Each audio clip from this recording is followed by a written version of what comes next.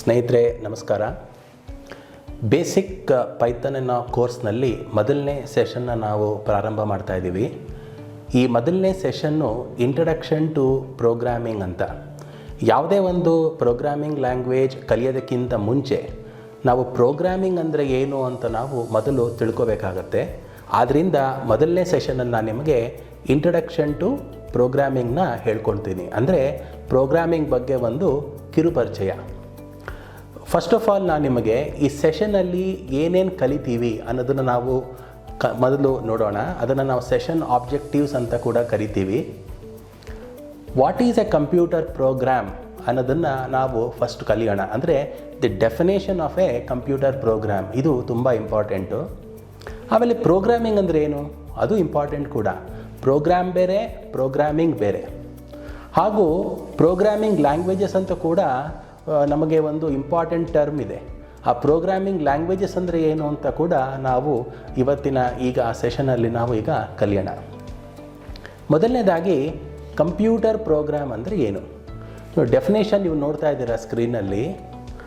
A computer program is a collection of instructions that perform a specific task when executed by a computer. ನಾವು ಕಂಪ್ಯೂಟರ್ನ ಯಾಕೆ ಬಳಸ್ತೀವಿ? ಏನೋ ಒಂದು ಪ್ರಾಬ್ಲಮ್ನ ಸಾಲ್ವ್ ಮಾಡೋದಕ್ಕೆ ನಾವು ಕಂಪ್ಯೂಟರ್ನ ಬಳಸ್ತೀವಿ. ಆ ಪ್ರಾಬ್ಲಮ್ನ ನಾವು ಸಾಲ್ವ್ ಮಾಡಬೇಕಾದ್ರೆ ನಾವು ಸೆಟ್ ಆಫ್ ಇನ್ಸ್ಟ್ರಕ್ಷನ್ಸ್ನ ನಾವು ಕೊಡಬೇಕಾಗತ್ತೆ. ಆ ಸೆಟ್ ಆಫ್ ಇನ್ಸ್ಟ್ರಕ್ಷನ್ಸ್ಗೆ ನಾವು ಪ್ರೋಗ್ರಾಮ್ ಅಂತ ನಾವು ಕರಿತೀವಿ. ಸೊ ನಾವು ಪ್ರೋಗ್ರಾಮ್ನ ಬರೆದು ಕಂಪ್ಯೂಟ್ರಿಗೆ ಫೀಡ್ ಮಾಡಿ ಆ ಪ್ರೋಗ್ರಾಮ್ನ ನಾವು ಎಕ್ಸಿಕ್ಯೂಟ್ ಮಾಡಿದಾಗ ನಮಗೆ ಸೆಲ್ಯೂಷನ್ ಬರುತ್ತಲ್ವಾ, ಆ ಸೆಲ್ಯೂಷನ್ನು ಪ್ರಾಬ್ಲಮ್ಗೆ ಸೆಲ್ಯೂಷನ್ ಆಗಿರಬೇಕು. ಸೊ ಪ್ರೋಗ್ರಾಮ್ ಬರೆಯೋ ಉದ್ದೇಶ ಏನು? ಪ್ರೋಗ್ರಾಮ್ ಬರೆಯೋ ಉದ್ದೇಶ ಒಂದು ಪ್ರಾಬ್ಲಮ್ಗೆ ನಾನು ಸೆಲ್ಯೂಷನ್ ತೊಗೊಂಬರಬೇಕು. ಸೊ ಹಾಗಾದರೆ ಈ ಸೆಲ್ಯೂಷನ್ ತೊಗೊಂಬರ್ಬೇಕಾದ್ರೆ ಈ ಪ್ರೋಗ್ರಾಮಲ್ಲಿ ಏನಿರುತ್ತೆ? ಈ ಪ್ರೋಗ್ರಾಮಲ್ಲಿ ಸೆಟ್ ಆಫ್ ಇನ್ಸ್ಟ್ರಕ್ಷನ್ಸ್ ಇರುತ್ತೆ. ಸೊ ಹೀಗಾಗಿ ನೀವು ಪ್ರೋಗ್ರಾಮ್ ಅಂದರೆ ಏನು ಅಂತ ನೀವು ಈಗ ತಿಳ್ಕೊಂಡ್ರಿ. ಇನ್ನು ಎರಡನೇದಾಗಿ ಪ್ರೋಗ್ರಾಮಿಂಗ್ ಲ್ಯಾಂಗ್ವೇಜ್ ಅಂದ್ರೇನು? ಹಾಗಾದರೆ ಈ ಸೆಟ್ ಆಫ್ ಇನ್ಸ್ಟ್ರಕ್ಷನ್ಸ್ನ ನಾವು ಯಾವುದ್ರಲ್ಲಿ ಬರೀಬೇಕು? ಅದಕ್ಕೆ ನಾವು ಪ್ರೋಗ್ರಾಮಿಂಗ್ ಲ್ಯಾಂಗ್ವೇಜಸ್ ಅಂತಲೇ ಕಂಪ್ಯೂಟರ್ ಸೈನ್ಸಲ್ಲಿದೆ. ಇವಾಗ ನಾನು ನಿಮ್ಮ ಜೊತೆ ಮಾತಾಡ್ತಾ ಇದ್ದೀನಿ, ನಾನು ಹೇಳೋದು ನಿಮಗೆ ಅರ್ಥ ಆಗ್ತಾ ಇದೆ. ಯಾವ ಲ್ಯಾಂಗ್ವೇಜಲ್ಲಿ ನಾನು ಮಾತಾಡ್ತಾ ಇದ್ದೀನಿ? ಕನ್ನಡ ಲ್ಯಾಂಗ್ವೇಜಲ್ಲಿ ಮಾತಾಡ್ತಾ ಇದ್ದೀನಿ. ನಾನು ಇಂಗ್ಲೀಷ್ ಲ್ಯಾಂಗ್ವೇಜಲ್ಲಿ ಕೂಡ ಮಾತಾಡ್ಬೋದು. ಅಂದರೆ ನಾವು ಯಾವ ಲ್ಯಾಂಗ್ವೇಜಲ್ಲಿ ಮಾತಾಡಿದ್ರೂ ಕೂಡ ಎಂಡ್ ಯೂಸರ್ಗೆ ಅದು ಅರ್ಥವಾಗುವಂತಹ ಲ್ಯಾಂಗ್ವೇಜಲ್ಲಿ ನಾನು ಮಾತಾಡಿದಾಗ ಆ ಎಂಡ್ ಯೂಸರ್ಗೆ ಆ ಲ್ಯಾಂಗ್ವೇಜಿನ ಒಂದು ಮಾಹಿತಿ ಇದ್ದರೆ ಅವನು ಈಸಿಯಾಗಿ ಅದನ್ನು ಅರ್ಥ ಮಾಡ್ಕೊಳ್ಬಲ್ಲ. ಅದೇ ರೀತಿ ಕಂಪ್ಯೂಟ್ರಿಗೆ ನಾವು ಸೆಟ್ ಆಫ್ ಇನ್ಸ್ಟ್ರಕ್ಷನ್ಸ್ ನಾವು ಕೊಡಬೇಕಾದ್ರೆ ಪ್ರೋಗ್ರಾಮಿಂಗ್ ಲ್ಯಾಂಗ್ವೇಜಸ್ನ ನಾವು ಯೂಸ್ ಮಾಡಬೇಕಾಗಿ ಬರುತ್ತೆ. ಸೊ ಯಾವ್ದು ಪ್ರೋಗ್ರಾಮಿಂಗ್ ಲ್ಯಾಂಗ್ವೇಜಸ್ ಇದೆ? ಸಾಕಷ್ಟು ಪ್ರೋಗ್ರಾಮಿಂಗ್ ಲ್ಯಾಂಗ್ವೇಜಸ್ ಇದೆ. ಇತ್ತೀಚಿನ ದಿನಗಳಲ್ಲಂತೂ ಅನೇಕ ಪ್ರೋಗ್ರಾಮಿಂಗ್ ಲ್ಯಾಂಗ್ವೇಜಸ್ ಇದೆ. ಕೆಲವೊಂದು ಪ್ರೋಗ್ರಾಮಿಂಗ್ ಲ್ಯಾಂಗ್ವೇಜಸ್ ಬಗ್ಗೆ ನಿಮಗೆ ಮಾಹಿತಿ ಕೊಡ್ತೀನಿ ನೋಡಿ. ಉದಾಹರಣೆಗೆ C, Java, C++, C#, Kotlin, R ಹಾಗೂ ಪೈಥಾನ್. ಇದು ಕೆಲವೊಂದು ಉದಾಹರಣೆಗಳು ಮಾತ್ರ. ಇದು ಬಿಟ್ಟು ಅನೇಕ ಪ್ರೋಗ್ರಾಮಿಂಗ್ ಲ್ಯಾಂಗ್ವೇಜಸ್ಸು ಇದೆ. ಜಾವಾ ಸ್ಕ್ರಿಪ್ಟ್ ಆಗಿರ್ಬೋದು, PHP ಆಗಿರ್ಬೋದು. ಹೀಗೆ ಇಷ್ಟೊಂದು ಪ್ರೋಗ್ರಾಮಿಂಗ್ ಲ್ಯಾಂಗ್ವೇಜಸ್ ಯಾಕಿದೆ ಅದು ನೀವು ತಿಳ್ಕೋಬೇಕು. ಕೆಲವೊಂದು ಪ್ರೋಗ್ರಾಮಿಂಗ್ ಲ್ಯಾಂಗ್ವೇಜಸ್ಸು ಕೆಲವೊಂದು ಪ್ರಾಬ್ಲಮ್ನ ಸಾಲ್ವ್ ಮಾಡೋದಕ್ಕೆ ಮಾತ್ರ ಉಪಯೋಗಿಸ್ತೀವಿ. ಅಂದರೆ ಇದಕ್ಕೆ ನಾವು ಅಪ್ಲಿಕೇಶನ್ಸ್ ಅಂತ ನಾವು ಹೇಳ್ತೀವಿ. ಈ ಸಿ ಪ್ರೋಗ್ರಾಮಿಂಗ್ ಲ್ಯಾಂಗ್ವೇಜ್ ಎಲ್ಲಿ ಯೂಸ್ ಮಾಡ್ತೀವಿ? ಕೆಲವೊಂದು ಪ್ರಾಬ್ಲಮ್ಸ್ನ ಸಾಲ್ವ್ ಮಾಡೋದಕ್ಕೆ ನಾವು ಸಿ ಪ್ರೋಗ್ರಾಮಿಂಗ್ ಲ್ಯಾಂಗ್ವೇಜ್ನ ಉಪಯೋಗಿಸ್ತೀವಿ. ಹಾಗೆ ಜಾವಾ, ವೆಬ್ ಅಪ್ಲಿಕೇಶನ್ಸ್ನ ಡೆವಲಪ್ ಮಾಡೋದಕ್ಕೆ ನಾವು ಜಾವಾ ಪ್ರೋಗ್ರಾಮಿಂಗ್ ಲ್ಯಾಂಗ್ವೇಜ್ನ ಉಪಯೋಗಿಸ್ತೀವಿ. C++ ಕೂಡ ಎಂಬೆಡೆಡ್ ಟೆಕ್ನಾಲಜಿ ಅಂತ ನಾವು ಕರಿತೀವಿ. ಎಂಬೆಡೆಡ್ ಪ್ರೋಗ್ರಾಮಿಂಗ್ ಮಾಡುವಾಗ ನಾವು C++ ಅನ್ನು ತುಂಬಾ ಉಪಯೋಗಿಸ್ತೀವಿ. ಹಾಗೂ C# ಇರ್ಬೋದು ಅಥವಾ ಕಾಟ್ಲಿನ್ ಅಂತ ಹೇಳಿ ಒಂದು ಪ್ರೋಗ್ರಾಮಿಂಗ್ ಲ್ಯಾಂಗ್ವೇಜ್ ಇದೆ. ಅಂದರೆ ನೀವು ಆ್ಯಂಡ್ರಾಯ್ಡ್ ಆ್ಯಪ್ಸ್ ನೀವು ಡೆವಲಪ್ ಮಾಡಬೇಕಾದ್ರೆ ಈ ಕಾಟ್ಲಿನ್ ಅನ್ನೋ ಪ್ರೋಗ್ರಾಮಿಂಗ್ ಲ್ಯಾಂಗ್ವೇಜನ್ನ ನಾವು ಉಪಯೋಗಿಸ್ತೀವಿ. ನೀವು ಎಂಟ್ರಿ ಆ್ಯಪ್ನ ಇವಾಗ ನೀವು ಡೌನ್ಲೋಡ್ ಮಾಡಿರ್ಬೋದು. ಆ ಎಂಟ್ರಿ ಆ್ಯಪ್ನ ನಾವು ಡೌನ್ಲೋಡ್ ಮಾಡಬೇಕಾದ್ರೆ ಆ ಡೌನ್ಲೋಡ್ ಮಾಡಿ ಅದನ್ನು ನೀವು ಯೂಸ್ ಮಾಡಬೇಕಾದ್ರೆ ಈ ಕಾಟ್ಲಿನ್ ಅನ್ನೋ ಪ್ರೋಗ್ರಾಮಿಂಗ್ ಲ್ಯಾಂಗ್ವೇಜ್ನ ನಾವು ಉಪಯೋಗಿಸಿರ್ತೀವಿ. ಹಾಗೂ ಇನ್ನು ಅನೇಕ ಪ್ರೋಗ್ರಾಮಿಂಗ್ ಲ್ಯಾಂಗ್ವೇಜಸ್, ಆರ್ ಅನ್ನೋ ಒಂದು ಪ್ರೋಗ್ರಾಮಿಂಗ್ ಲ್ಯಾಂಗ್ವೇಜ್ ಕೂಡ ಇದೆ. ಇದನ್ನು ಡೇಟಾ ಸೈನ್ಸಲ್ಲಿ ಉಪಯೋಗಿಸ್ತೀವಿ. ಹಾಗೂ ನಮ್ಮ ಕೋರ್ಸ್ಗೆ ಬೇಕಾದಂತಹ ಪೈಥಾನ್, ಈ ಪೈಥಾನ್ ಅನ್ನೋ ಪ್ರೋಗ್ರಾಮಿಂಗ್ ಲ್ಯಾಂಗ್ವೇಜು ಎಷ್ಟೊಂದು ಕಡೆ ನಾವು ಉಪಯೋಗಿಸ್ತೀವಿ. ಅದ್ರ ಬಗ್ಗೆ ನಾವು ಮುಂದೆ ಮಾಹಿತಿನ ಕೊಡಲಿದ್ದೀನಿ. ಈಗ ನೀವು ಪ್ರೋಗ್ರಾಮಿಂಗ್ ಲ್ಯಾಂಗ್ವೇಜಸ್ ಅಂದರೆ ಏನು ಅಂತ ನೀವು ಈಗ ಅರ್ಥ ಮಾಡ್ಕೊಂಡ್ರಿ. ಹಾಗಾದರೆ ಈ ಪ್ರೋಗ್ರಾಮ್ಗೂ ಪ್ರೋಗ್ರಾಮಿಂಗ್ ಲ್ಯಾಂಗ್ವೇಜ್ಗೂ ಏನು ಸಂಬಂಧ? ಅದನ್ನು ನೀವು ಅರ್ಥ ಮಾಡ್ಕೋಬೇಕು. ಹಾಗಾದ್ರೆ ಪ್ರೋಗ್ರಾಮಿಂಗ್ ಅಂದರೆ ಏನು ಅಂತಲೂ ನೀವು ತಿಳ್ಕೋಬೇಕು. ಪ್ರೋಗ್ರಾಮಿಂಗ್ ಅಂದರೆ ಏನು? Writing a computer program using a programming language is called as a programming. ಹಾಗಂದ್ರೆ ಏನು? ಒಂದು ಕಂಪ್ಯೂಟರ್ ಪ್ರೋಗ್ರಾಮ್ನ ನಾನು ಬರಿಬೇಕಂದ್ರೆ ಅದಕ್ಕೆ ಪ್ರೋಗ್ರಾಮಿಂಗ್ ಲ್ಯಾಂಗ್ವೇಜ್ ನನಗೆ ಗೊತ್ತಿರಬೇಕು. ಪ್ರೋಗ್ರಾಮಿಂಗ್ ಲ್ಯಾಂಗ್ವೇಜಲ್ಲಿ ಪ್ರೋಗ್ರಾಮ್ನನ್ನು ನಾನು ಬರೆದಾಗ ಅದು ಪ್ರೋಗ್ರಾಮಿಂಗ್ ಅಂತ ಅನ್ನಿಸ್ಕೊಳ್ಳುತ್ತೆ. ಸೊ ಇಷ್ಟು ನೀವು ತಿಳ್ಕೊಂಡ್ರಿ. ಇವಾಗ ಪ್ರೋಗ್ರಾಮ್ ಅಂದರೆ ಏನು, ಪ್ರೋಗ್ರಾಮಿಂಗ್ ಲ್ಯಾಂಗ್ವೇಜ್ ಅಂದರೆ ಏನು, ಪ್ರೋಗ್ರಾಮಿಂಗ್ ಅಂದರೆ ಏನು, ಈ 3 ಐಟಮ್ಸ್ನ ನೀವು ತಿಳ್ಕೊಂಡ್ರಿ. ಇನ್ನು ಮುಂದೆ ಹೋಗೋಣ.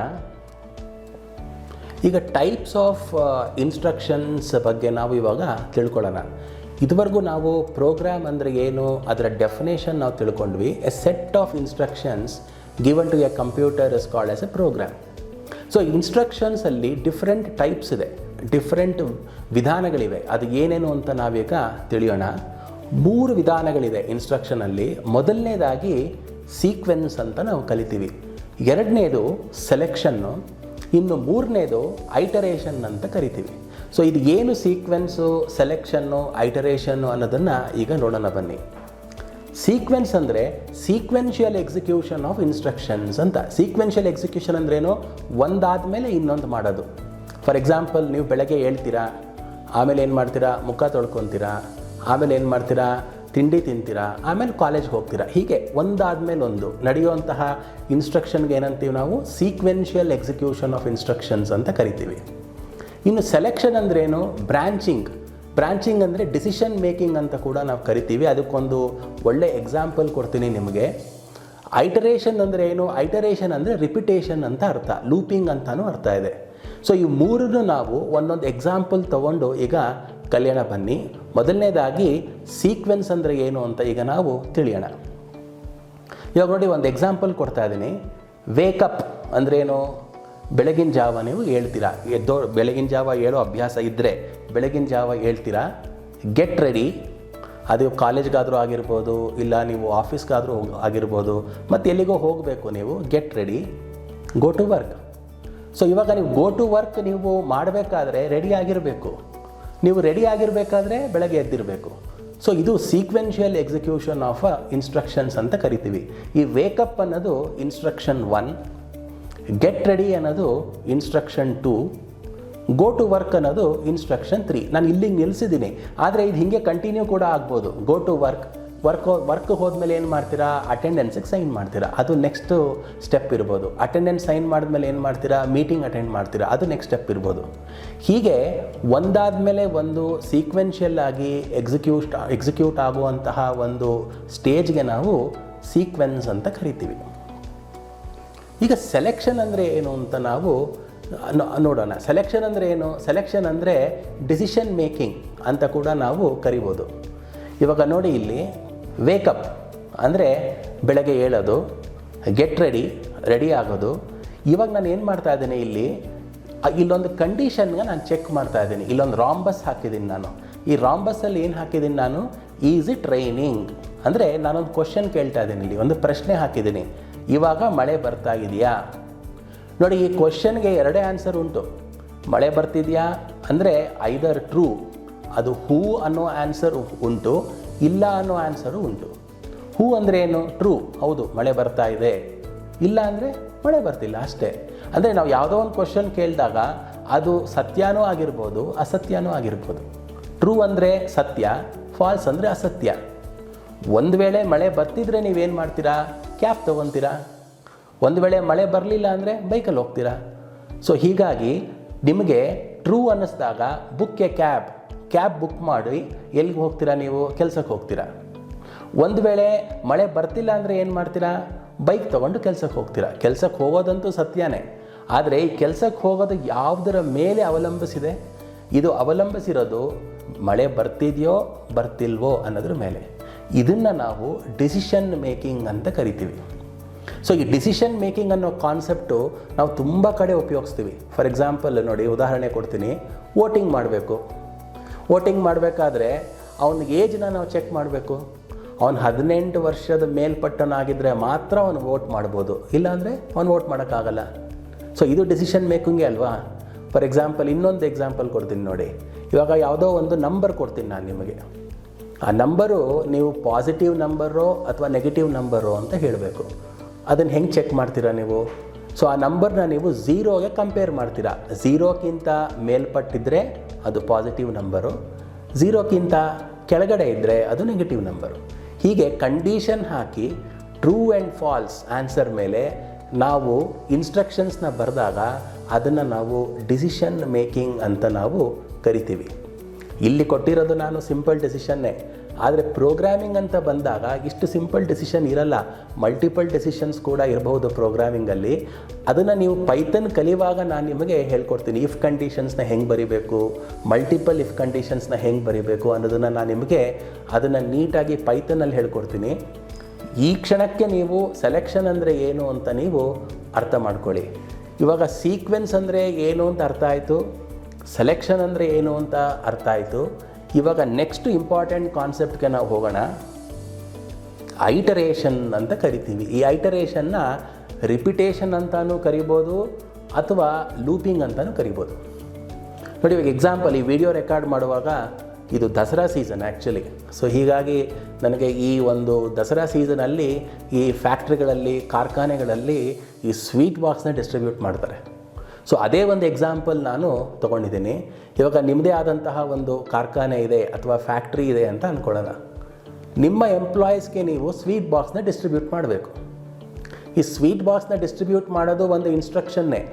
ಇವಾಗ ಫಾರ್ ಎಕ್ಸಾಂಪಲ್ ನಿಮ್ಮ ಕಾರ್ಖಾನೆಯಲ್ಲಿ ಎಷ್ಟು ಜನ ಎಂಪ್ಲಾಯೀಸ್ ಇರ್ಬೋದು? ಒಂದು 100 ಜನ ಎಂಪ್ಲಾಯೀಸ್ ಇರ್ಬೋದು. ಈ 100 ಜನಕ್ಕೆ ನೀವು ಸ್ವೀಟ್ ಬಾಕ್ಸ್ನ ಡಿಸ್ಟ್ರಿಬ್ಯೂಟ್ ಮಾಡಬೇಕಲ್ವಾ? ಸೊ ಅದನ್ನೇ ಸ್ವೀಟ್ ಬಾಕ್ಸ್ನ ಡಿಸ್ಟ್ರಿಬ್ಯೂಟ್ ಮಾಡೋದನ್ನೇ ರಿಪೀಟ್ ಮಾಡಬೇಕು ನೀವು. ಒಬ್ಬರಾದ್ಮೇಲೆ ಒಬ್ಬರನ್ನ ರಿಪೀಟ್ ಮಾಡ್ತೀವಲ್ವ ಈ ಟಾಸ್ಕ್ನ. ಆ ರಿಪೀಟ್ ಮಾಡೋದಕ್ಕೆ ನಾವು ಲೂಪಿಂಗ್ ಅಥವಾ ಐಟರೇಷನ್ ಅಂತ ನಾವು ಕರಿತೀವಿ. ಸೊ ಇದನ್ನು ಹೇಗೆ ನಾವು ಡಯಾಗ್ರಾಮೆಟಿಕಲಿ ತೋರಿಸ್ಬೋದು ಅನ್ನೋದನ್ನು ಈ ಒಂದು ಫ್ಲೋ ಚಾರ್ಟಲ್ಲಿ ತೋರಿಸಿದ್ದೀನಿ. ಈ ಒಂದು ಪಿಕ್ಚರ್ಗೆ ನಾವು ಫ್ಲೋ ಚಾರ್ಟ್ ಅಂತ ಕೂಡ ನಾವು ಕರಿತೀವಿ. ಫ್ಲೋ ಚಾರ್ಟ್ ಅಂತ ಯಾಕೆ ಕರಿತೀವಿ ಅಂದರೆ ಇನ್ಸ್ಟ್ರಕ್ಷನ್ ಹೆಂಗೆ ಫ್ಲೋ ಆಗ್ತಾ ಇದೆ, ಕೆಳಗೆ ಮೇಲಿಂದ ಕೆಳಗೆ ಯಾವ ರೀತಿ ಇನ್ಸ್ಟ್ರಕ್ಷನ್ ಫ್ಲೋ ಆಗ್ತಾ ಇದೆ, ಅದಕ್ಕೆ ನಾವು ಫ್ಲೋ ಚಾರ್ಟ್ ಅಂತ ಕರಿತೀವಿ. ಮೊದಲನೇದಾಗಿ ಸ್ಟಾರ್ಟು, ಒಬ್ಬ ಎಂಪ್ಲಾಯಿ ಇದ್ದಾನೆ, ಅವನಿಗೆ ಒಂದು ಸ್ವೀಟ್ ಬಾಕ್ಸ್ನ ಡಿಸ್ಟ್ರಿಬ್ಯೂಟ್ ಮಾಡ್ತೀವಿ. ಆಮೇಲೆ ಏನು ಮಾಡ್ತೀವಿ, did all employees receive the sweet box ಅನ್ನೋ ಕ್ವಶನ್ ನಾನು ಕೇಳ್ತಾ ಇದ್ದೀನಿ. ನೋಡಿ, ಡಿಸಿಷನ್ ಮೇಕಿಂಗ್ ಬರ್ತಾ ಇದೆ ಇಲ್ಲಿ. ಇನ್ನೂ ಒಂದು 10 ಜನ ಎಂಪ್ಲಾಯೀಸು ಕ್ಯೂ ಅಲ್ಲಿ ನಿಂತಿದ್ದಾರೆ.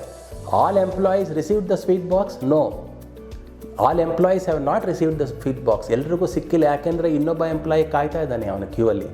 ಸೊ ಅವಾಗೇನು ಮಾಡ್ತೀನಿ, ಆನ್ಸರ್ ಇದಕ್ಕೆ ಎಸ್ ಅಂತೀವೋ ನೋ ಅಂತೀವೋ? ಖಂಡಿತವಾಗ್ಲೂ ನೋ. ಸೊ ಅವಾಗೇನು ಮಾಡ್ತೀನಿ, ಮತ್ತೆ ನಾನು ಮೇಲ್ಗಡೆ ಹೋಗ್ತೀನಿ, ಮೇಲ್ಗಡೆ ಇನ್ಸ್ಟ್ರಕ್ಷನ್ಗೆ ಹೋಗ್ತೀನಿ. ಮೇಲ್ಗಡೆ ಇನ್ಸ್ಟ್ರಕ್ಷನಲ್ಲಿ ಏನಿದೆ, ಡಿಸ್ಟ್ರಿಬ್ಯೂಟ್ ಸ್ವೀಟ್ ಬಾಕ್ಸ್, ಅಂದರೆ ಇನ್ನೊಬ್ಬ ಎಂಪ್ಲಾಯಿಗೆ ನಾನು ಸ್ವೀಟ್ ಬಾಕ್ಸ್ನ ಡಿಸ್ಟ್ರಿಬ್ಯೂಟ್ ಮಾಡಬೇಕು. ಮತ್ತೆ ನಾನು ಕೆಳಗಡೆ ಬಂದು ಚೆಕ್ ಮಾಡ್ತಾ ಇದ್ದೀನಿ, did all employees receive the sweet box? Yes or no? Answer is no, ಯಾಕೆಂದರೆ ಇನ್ನೊಬ್ಬ ಎಂಪ್ಲಾಯಿ ಕೂಡ ಕ್ಯೂ ಅಲ್ಲಿದ್ದಾನೆ. ಈ ಥರ ನಾನೇನು ಮಾಡ್ತಾ ಇದ್ದೀನಿ ಅಂದರೆ ಪ್ರತಿಯೊಬ್ಬ ಎಂಪ್ಲಾಯೀಸ್ಗೂ ನಾನು ಸ್ವೀಟ್ ಬಾಕ್ಸ್ನ ಡಿಸ್ಟ್ರಿಬ್ಯೂಟ್ ಮಾಡಿದಾಗ ಈ ಕ್ವಶನ್ ಹಾಕ್ತಾ ಹೋಗ್ತೀನಿ. ಅಂದರೆ ಯಾವ ಕ್ವಶನ್ ಹಾಕ್ತಾ ಹೋಗ್ತೀನಿ, ಎಲ್ಲ ಎಂಪ್ಲಾಯೀಸ್ಗೂ ಸ್ವೀಟ್ ಬಾಕ್ಸ್ ಸಿಗ್ತಾ ಇಲ್ವಾ ಅಂತ. ಕೊನೆ ಎಂಪ್ಲಾಯಿಗೆ ಬಂದಾಗ ಹಾಕಿದಾಗ ಅವನ ಮುಂದೆ ಯಾವ ಎಂಪ್ಲಾಯಿನೂ ಇರಲ್ವಲ್ಲ, ಅವಾಗೇನಾಗುತ್ತೆ, ಎಲ್ಲ ಎಂಪ್ಲಾಯೀಸ್ಗೂ ಸ್ವೀಟ್ ಬಾಕ್ಸ್ ಸಿಕ್ತು. ಅಂದರೆ ಈ ಆನ್ಸರ್ಗೆ, ಈ ಕ್ವಶನ್ಗೆ ಏನು ಆನ್ಸರ್ ಬಂತು, ಟ್ರೂ ಅನ್ನೋ ಆನ್ಸರ್ ಬಂತು ಅಥವಾ ಎಸ್ ಅನ್ನೋ ಆನ್ಸರ್ ಬಂತು. ಎಸ್ ಅನ್ನೋ ಆನ್ಸರ್ ಬಂದಾಗ ಏನು ಮಾಡ್ತಾ ಇದ್ದೀನಿ, ನಾನು ಸ್ಟಾಪ್ ಮಾಡ್ತಾ ಇದ್ದೀನಿ ಈ ಪ್ರೋಸೆಸ್ನ. ಸೊ ಇವಾಗ ಇಲ್ಲೇನಾಗ್ತಾ ಇದೆ ಅಂದರೆ ಈ ಡಿಸ್ಟ್ರಿಬ್ಯೂಟ್ ಸ್ವೀಟ್ ಬಾಕ್ಸ್ ಅನ್ನೋ ಒಂದು ಇನ್ಸ್ಟ್ರಕ್ಷನ್ ಏನಿದೆ, ಈ ಡಿಸ್ಟ್ರಿಬ್ಯೂಟ್ ಸ್ವೀಟ್ ಬಾಕ್ಸ್ ಅನ್ನೋ ಇನ್ಸ್ಟ್ರಕ್ಷನ್ನು ರಿಪೀಟ್ ಆಗ್ತಾ ಇದೆ. ಎಲ್ಲಿವರೆಗೂ ರಿಪೀಟ್ ಆಗ್ತಾ ಇದೆ, ಎಷ್ಟು ಜನ ಎಂಪ್ಲಾಯೀಸ್ ಇದ್ದಾರೋ ಅಷ್ಟೂ ಜನಕ್ಕೆ ರಿಪೀಟ್ ಆಗ್ತಾ ಇದೆ. ಇದನ್ನು ನಾವು ರಿಪಿಟೇಷನ್ ಅಥವಾ ಲೂಪಿಂಗ್ ಅಂತ ಕೂಡ ಕರಿತೀವಿ. ಸೊ ಈಗ ನೀವು 3 ಥರ ಇನ್ಸ್ಟ್ರಕ್ಷನ್ಸ್ನ ನೋಡಿದ್ರಿ ನೀವು. ಮೊದಲನೇ ಇನ್ಸ್ಟ್ರಕ್ಷನ್ನು ಸೀಕ್ವೆನ್ಸು, ಎರಡನೇ ಇನ್ಸ್ಟ್ರಕ್ಷನ್ನು ಸೆಲೆಕ್ಷನ್ನು, ಮೂರನೇ ಇನ್ಸ್ಟ್ರಕ್ಷನ್ನು ರಿಪಿಟೇಷನ್ನು. ಹಾಗಾದರೆ ಪ್ರೋಗ್ರಾಮಿಂಗಲ್ಲಿ ಇವು 3 ಥರ ಇನ್ಸ್ಟ್ರಕ್ಷನ್ಸ್ ಇರುತ್ತಾ ಅಥವಾ ಒಂದೊಂದೇ ಇನ್ಸ್ಟ್ರಕ್ಷನ್ಸ್, ಒಂದೊಂದು ತರಹದ ಇನ್ಸ್ಟ್ರಕ್ಷನ್ಸ್ ಇರುತ್ತಾ ಅನ್ನೋ ಪ್ರಶ್ನೆ ನಿಮ್ಮಲ್ಲಿ ಕಾಡ್ತಿರ್ಬಹುದೀಗ. ಈ ಒಂದು ಪ್ರೋಗ್ರಾಮ್ ಅಂತ ನಾವು ಕಂಪ್ಯೂಟ್ರಲ್ಲಿ ಬರೆದಾಗ ಆ ಪ್ರೋಗ್ರಾಮು ಈ 3 ಥರದ ಇನ್ಸ್ಟ್ರಕ್ಷನ್ನ ಮಿಕ್ಸ್ ಆ್ಯಂಡ್ ಮ್ಯಾಚ್ ಆಗಿರ್ಬೋದು. ಸೀಕ್ವೆನ್ಷಿಯಲ್ ಪ್ರೋಗ್ರಾಮಿಂಗೇ ಆಗಿರ್ಬೋದು. ಸೀಕ್ವೆನ್ಷಿಯಲ್ ಪ್ರೋಗ್ರಾಮಿಂಗ್ ಅಂದರೆ ಒಂದಾದಮೇಲೆ ಒಂದು ಇನ್ಸ್ಟ್ರಕ್ಷನ್ಸ್ ಬರ್ಕೊಂಡು ಹೋಗೋದು, ಅದರಲ್ಲಿ ಯಾವುದೇ ವಿಧವಾದಂತಹ ಒಂದು ಡಿಸಿಷನ್ ಮೇಕಿಂಗ್ ಇರಲ್ಲ, ಅದು ಒಂಥರಹ ಪ್ರೋಗ್ರಾಮಿಂಗು. ಅಥವಾ ಪ್ರೋಗ್ರಾಮಿಂಗಲ್ಲಿ sequence and decision making mix ಆಗಿರ್ಬೋದು. ಅಥವಾ ಪ್ರೋಗ್ರಾಮಿಂಗಲ್ಲಿ sequence, decision making and repetition ಕೂಡ ಮಿಕ್ಸ್ ಆಗಿರ್ಬೋದು. ಹೀಗೆ ಒಂದು ಪ್ರೋಗ್ರಾಮ್ ಅಂತ ಬರೆದಾಗ ನಾವು 3 ಥರದ ಇನ್ಸ್ಟ್ರಕ್ಷನ್ಸ್ನು ಹಾಕಬೇಕಾಗಿ ಬರುತ್ತೆ. ಇದು ಯಾವುದ್ರ ಮೇಲೆ ಅವಲಂಬ ಪಟ್ಟಿರುತ್ತೆ ಅಂದರೆ ನಾವು ಸಾಲ್ವ್ ಮಾಡೋ ಪ್ರಾಬ್ಲಮ್ ಮೇಲೆ ಅವಲಂಬ ಪಟ್ಟಿರುತ್ತೆ. ಅದಕ್ಕೆ ನಾನು ಮೊದಲೇ ಹೇಳಿದೆ ನಿಮಗೆ, ನಾವು ಪ್ರೋಗ್ರಾಮ್ ಬರೆಯೋ ಉದ್ದೇಶ ಏನು ಅಂದರೆ ಒಂದು ಪ್ರಾಬ್ಲಮ್ನ ನಾವು ಸಾಲ್ವ್ ಮಾಡಬೇಕು. ಆ ಪ್ರಾಬ್ಲಮ್ನ ಸಾಲ್ವ್ ಮಾಡಬೇಕಾದ್ರೆ ನಾವು 3 ತರಹದ ಇನ್ಸ್ಟ್ರಕ್ಷನ್ಸ್ ನಾವು ಉಪಯೋಗಿಸ್ಕೋಬೇಕು ಅಂದರೆ ಉಪಯೋಗಿಸ್ಕೊಳ್ಬೇಕಾಗತ್ತೆ. ಅದರಲ್ಲಿ ಯಾವುದೇ ವಿಧವಾದಂತಹ ಸಂಶಯನೂ ಇಲ್ಲ. ಸೊ ಇವಾಗ ನೀವು ಸೀಕ್ವೆನ್ಸ್ ಅಂದ್ರೇನು, ಅದು ಡಿಸಿಷನ್ ಮೇಕಿಂಗ್ ಅಂದ್ರೇನು, ಮತ್ತು ರಿಪಿಟೇಷನ್ ಅಂದರೆ ಏನು ಅಂತ ತಿಳ್ಕೊಂಡ್ರಿ. ಇಷ್ಟು ಒಂದು ಪ್ರೋಗ್ರಾಮಲ್ಲಿ ನಾವು ಬರಿತೀವಿ. ಈ ಎಲ್ಲ ಪ್ರೋಗ್ರಾಮನ್ನು ನಾವು ಕೂಡಿ ಒಂದು ಬಂಡಲ್ ಮಾಡಿದಾಗ ಅದನ್ನು ಸಾಫ್ಟ್ವೇರ್ ಅಂತ ನಾವು ಕರಿತೀವಿ. ಸೊ ಸಾಫ್ಟ್ವೇರ್ ಅಂದ್ರೇನು, ಕಲೆಕ್ಷನ್ ಆಫ್ ಪ್ರೋಗ್ರಾಮ್ಸ್. ಪ್ರೋಗ್ರಾಮ್ ಅಂದ್ರೇನು, ಕಲೆಕ್ಷನ್ ಆಫ್ ಇನ್ಸ್ಟ್ರಕ್ಷನ್. ಒಂದು ಸಿಂಪಲ್ ಎಕ್ಸಾಂಪಲ್ ಇವಾಗ ನಿಮ್ಗೆ ಕೊಡಬೇಕು ಅಂದರೆ, ಇವಾಗ MS ಆಫೀಸ್ ಅನ್ನೋ ಒಂದು ಸಾಫ್ಟ್ವೇರ್ ಇದೆ. ಆ MS ಆಫೀಸ್ ಅನ್ನೋ ಸಾಫ್ಟ್ವೇರಲ್ಲಿ ಏನೇನಿದೆ ನಿಮಗೆ, ವರ್ಡ್ ಇದೆ, ಎಕ್ಸೆಲ್ ಇದೆ, ಪವರ್ ಪಾಯಿಂಟ್ ಇದೆ. ಈ ಒಂದೊಂದು ಸಾಫ್ಟ್ವೇರ್ ಒಳಗಡೆ ವರ್ಡ್, ಎಕ್ಸೆಲ್, ಪವರ್ ಪಾಯಿಂಟ್ ಅನ್ನೋ ಒಂದು ಅದ್ಭುತವಾದಂತಹ ಒಂದು ಸಾಫ್ಟ್ವೇರ್ ನಿಮಗೆ ಬರಬೇಕಾದ್ರೆ ಮೈಕ್ರೋಸಾಫ್ಟಿಂದ ಎಷ್ಟು ಪ್ರೋಗ್ರಾಮ್ ಬರೆದಿರಬೇಕು, ಅವರು ಎಷ್ಟು ವಿಧವಾದಂತಹ ಇನ್ಸ್ಟ್ರಕ್ಷನ್ಸ್ ಹಾಕಿರ್ಬೋದು, ನೀವೇ ಯೋಚನೆ ಮಾಡಿ. ಸೊ ಪ್ರೋಗ್ರಾಮ್ ಅನ್ನೋ ಒಂದು ನಾವು ಅಂದಾಗ 5-6 ಇನ್ಸ್ಟ್ರಕ್ಷನ್ಸ್ ಬರೆದ್ರೆ ಅದು ಪ್ರೋಗ್ರಾಮ್ ಅಲ್ಲ. ಒಂದೊಂದು ಪ್ರೋಗ್ರಾಮಲ್ಲಿ 100 ಇನ್ಸ್ಟ್ರಕ್ಷನ್ಸ್ ಇರ್ಬೋದು, 1000 ಇನ್ಸ್ಟ್ರಕ್ಷನ್ಸ್ ಇರ್ಬೋದು, ಅಥವಾ ಲಕ್ಷಾಂತರ ಇನ್ಸ್ಟ್ರಕ್ಷನ್ಸ್ ಇರ್ಬೋದು. ಸೊ ನಾವು ಯಾವ ರೀತಿ ಪ್ರಾಬ್ಲಮ್ನ ಸಾಲ್ವ್ ಮಾಡ್ತೀವಿ, ಎಷ್ಟು ಇನ್ಸ್ಟ್ರಕ್ಷನ್ಸ್ ಬೇಕು ಆ ಪ್ರಾಬ್ಲಮ್ನ ಸಾಲ್ವ್ ಮಾಡೋದಕ್ಕೆ, ಅಷ್ಟು ಇನ್ಸ್ಟ್ರಕ್ಷನ್ಸ್ನ ನಾವು ಪ್ರೋಗ್ರಾಮಲ್ಲಿ ಬರೀಬೇಕಾಗತ್ತೆ. ಇವಾಗ ನಿಮಗೊಂದು ಸಣ್ಣ ಟಾಸ್ಕ್ ಕೊಡ್ತಾ ಇದ್ದೀನಿ ನಾನು ಎಲ್ಲರಿಗೂ. ಆ ಟಾಸ್ಕ್ ಏನು ಅಂತ ನಾನು ನಿಮಗೆ PPTಲಿ ಹಾಕ್ತಾ ಇದ್ದೀನಿ. Identify some real examples of sequence, selection and iteration in your daily life. ಅಂದರೆ ನಿಮ್ಮ ದೈನಂದಿನ ಜೀವನದಲ್ಲಿ ಕಂಪ್ಯೂಟರ್ನ ಒಂದು ಕಡೆ ಬದಿಗಿಟ್ಬಿಡಿ, ಕಂಪ್ಯೂಟರ್ ಬಗ್ಗೆ ನಾವು ಮಾತಾಡೋದು ಬೇಡ. ನಿಮ್ಮ ದೈನಂದಿನ ಜೀವನದಲ್ಲಿ ಈ ಸೀಕ್ವೆನ್ಸ್, ಸೆಲೆಕ್ಷನ್ ಆ್ಯಂಡ್ ಐಟರೇಷನ್ ಎಲ್ಲೆಲ್ಲಿ ಬರಬಹುದು ಅನ್ನೋದನ್ನು ನೀವು ಐಡೆಂಟಿಫೈ ಮಾಡಬೇಕು. 3-4 ಉದಾಹರಣೆಗಳನ್ನು ನೀವು ಅದನ್ನು ಐಡೆಂಟಿಫೈ ಮಾಡಿ ನಮಗೆ ಹೇಳಬೇಕಾಗತ್ತೆ. ಅದನ್ನು ಮಾಡಿದ್ರೆ ಅದು ಇವತ್ತಿನ ಟಾಸ್ಕ್ ಅಂತ ಅದು ಕಂಪ್ಲೀಟ್ ಆಗುತ್ತೆ. ಸೊ ಇವತ್ತಿನ ಸೆಷನ್ನಲ್ಲಿ, ಮೊದಲನೇ ಸೆಷನ್ನಲ್ಲಿ ನಾವೇನು ತಿಳ್ಕೊಂಡ್ವಿ, ಪ್ರೋಗ್ರಾಮ್ ಅಂದರೆ ಏನು ಅಂತ ತಿಳ್ಕೊಂಡ್ವಿ, ಪ್ರೋಗ್ರಾಮಿಂಗ್ ಲ್ಯಾಂಗ್ವೇಜ್ ಅಂದರೆ ಏನು ಅಂತ ನಾವು ತಿಳ್ಕೊಂಡ್ವಿ, ಎಷ್ಟು ಥರ ಪ್ರೋಗ್ರಾಮಿಂಗ್ ಲ್ಯಾಂಗ್ವೇಜಸ್ ಇದೆ ಅಂತ ನಾವು ತಿಳ್ಕೊಂಡ್ವಿ, ಯಾವ್ಯಾವ ಪ್ರೋಗ್ರಾಮಿಂಗ್ ಲ್ಯಾಂಗ್ವೇಜ್ ಎಲ್ಲೆಲ್ಲಿ ಉಪಯೋಗಕ್ಕೆ ಬರುತ್ತೆ ಅಂತ ಕೂಡ ನಾವು ತಿಳ್ಕೊಂಡ್ವಿ, ಮತ್ತು ಪ್ರೋಗ್ರಾಮ್ ಬರಿಬೇಕಾದ್ರೆ ಯಾವ್ಯಾವ ತರಹದ ಇನ್ಸ್ಟ್ರಕ್ಷನ್ಸ್ ಕೊಡಬೇಕು ಅಂತ ಕೂಡ ನಾವು ತಿಳ್ಕೊಂಡ್ವಿ. ಮತ್ತೆ ಹೇಳ್ತಾ ಇದ್ದೀನಿ, ಆ ಇನ್ಸ್ಟ್ರಕ್ಷನ್ಸು ಸೀಕ್ವೆನ್ಷಿಯಲ್ ಇನ್ಸ್ಟ್ರಕ್ಷನ್ಸ್ ಆಗಿರಬಹುದು, ಇಲ್ಲ ಸೆಲೆಕ್ಟಿವ್ ಇನ್ಸ್ಟ್ರಕ್ಷನ್ಸ್ ಆಗಿರ್ಬೋದು, ಅದನ್ನು ಡೆಸಿಷನ್ ಮೇಕಿಂಗ್ ಅಂತ ಕೂಡ ಕರಿತೀವಿ, ಹಾಗೂ ಐಟರೇಟಿವ್ ಇನ್ಸ್ಟ್ರಕ್ಷನ್ಸ್ ಕೂಡ ಆಗಿರ್ಬೋದು. ಈ 3 ಇನ್ಸ್ಟ್ರಕ್ಷನ್ಸ್ನ ಕಂಬೈನ್ ಮಾಡಿಕೊಂಡು ನಾವು ಪ್ರೋಗ್ರಾಮ್ ಬರಿತೀವಿ. ತುಂಬ ಧನ್ಯವಾದಗಳು ಈ ಸೆಷನ್ನ ನೀವು ವಾಚ್ ಮಾಡಿದ್ದಕ್ಕೆ. ಮುಂದಿನ ಸೆಷನ್ನಲ್ಲಿ ಮತ್ತೆ ಭೇಟಿ ಮಾಡ್ತೀನಿ, ಮುಂದಿನ ವಿಡಿಯೋಲ್ಲಿ ಮತ್ತೆ ಭೇಟಿ ಮಾಡ್ತೀನಿ. ಈ ಮುಂದಿನ ವಿಡಿಯೋಲ್ಲಿ ಇಂಟ್ರಡಕ್ಷನ್ ಟು ಪೈಥನ್ ಬಗ್ಗೆ ನಾವು ಕಲಿಯೋಣ. ಇದುವರೆಗೂ ನಾವು ಪ್ರೋಗ್ರಾಮಿಂಗ್ ಬಗ್ಗೆ ಕಿರು ಪರಿಚಯವನ್ನು ಮಾಡಿಕೊಂಡ್ವಿ. ಇನ್ನು ಮುಂದಿನ ಬರುವಂತಹ ಒಂದು ವಿಡಿಯೋದಲ್ಲಿ ಪೈಥನ್ ಬಗ್ಗೆ ಒಂದು ಕಿರು ಪರಿಚಯ ಮಾಡಿಕೊಳ್ಳೋಣ. ಅಲ್ಲಿವರೆಗೂ ನಮಸ್ಕಾರ.